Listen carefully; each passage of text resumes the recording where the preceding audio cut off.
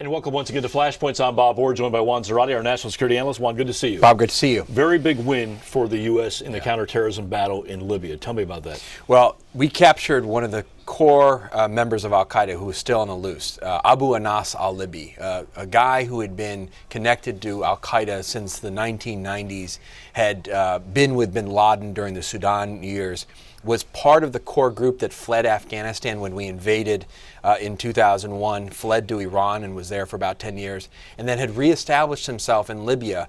And it looks like for the purpose of reestablishing a North Africa sort of core group of al-Qaeda that would then reemerge in the context of the Libyan insecurity. And so having him now in custody is an intelligence windfall that allows us to understand kind of the historical trajectory of al-Qaeda core and also its current manifestations and what he in particular was planning out of Tripoli. And that's incredibly important. And it also signals that we have a long memory, we have a long reach, and we can go get whomever we need to if we've got the information, because we've got the capability. Now, the centerpiece of the Obama administration from counterterrorism standpoint has been the drone strike. We've taken out a number of top al-Qaeda people and affiliates over the last several years.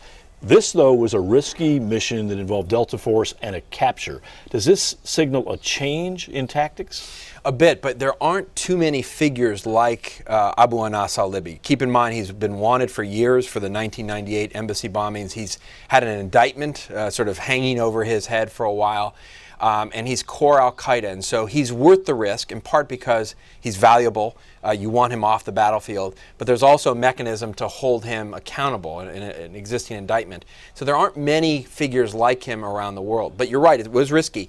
Going into the heart of a capital, I've been to Tripoli, that's a functioning capital, it's a real city, and to go into the middle of it to grab somebody is a bold operation. There are also diplomatic risks. It puts the sitting current government, a moderate government, an ally of the U.S., sort of at risk because they're now being accused of having colluded or not defending Libyan sovereignty. And so there are real risks to this kind of an operation.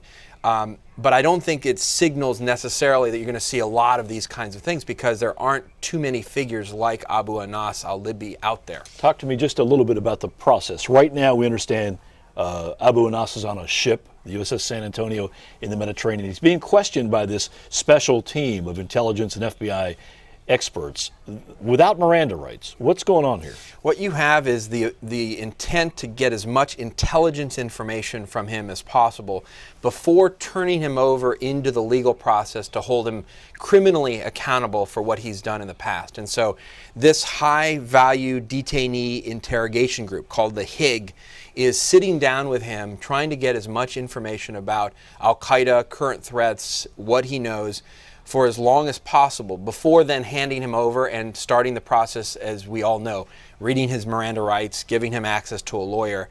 So we're not doing that yet. We're trying to get as much information from him as we can.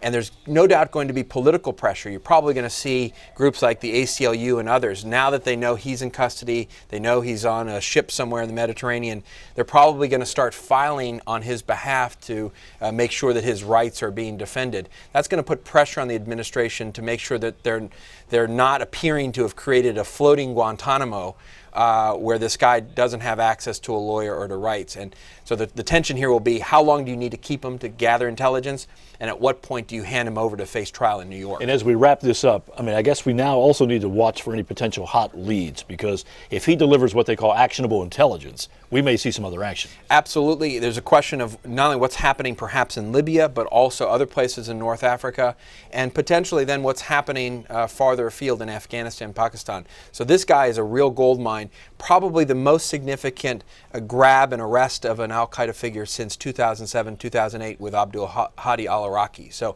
a very significant move, and he should have great intelligence value. All right, we'll be watching that one. Juan, thanks very much. Thank you, Bob. And thanks to you for watching Flashpoints. I'm Bob Orr. We will see you next time.